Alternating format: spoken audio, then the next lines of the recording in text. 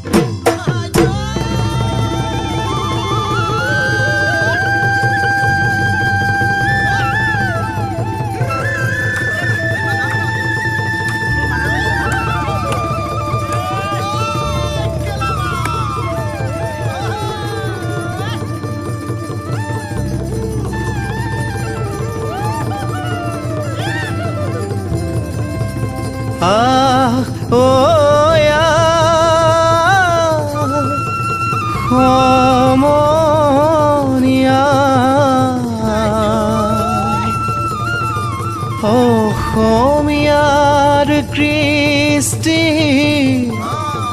মাঘৰো কঙালী ঐ বহাগতে ধেমালি কৰোঁ সবে মিলি হুঁচৰি জুৰো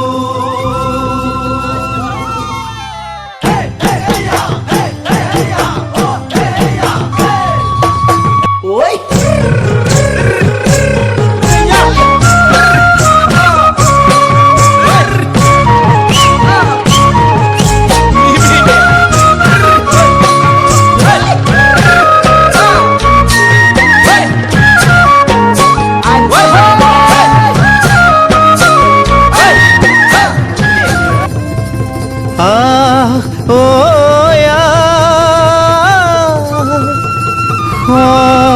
সমনীয়া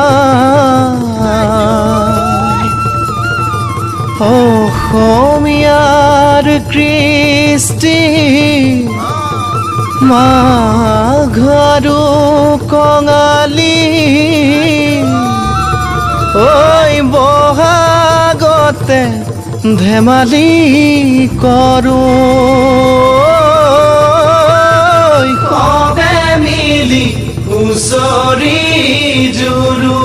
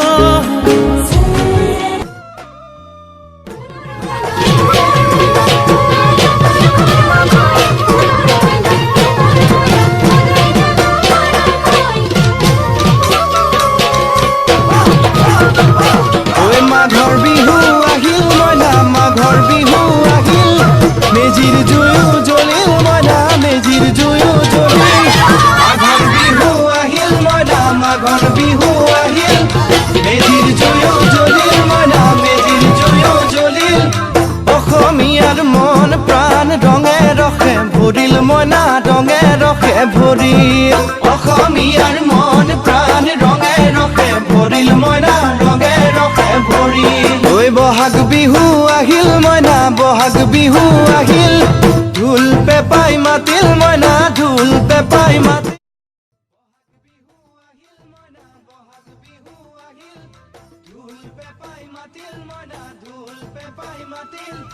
গছৰ ডালত খুলি চৰাৰ হিয়া ভঙা কান্দোন মইনা হিয়া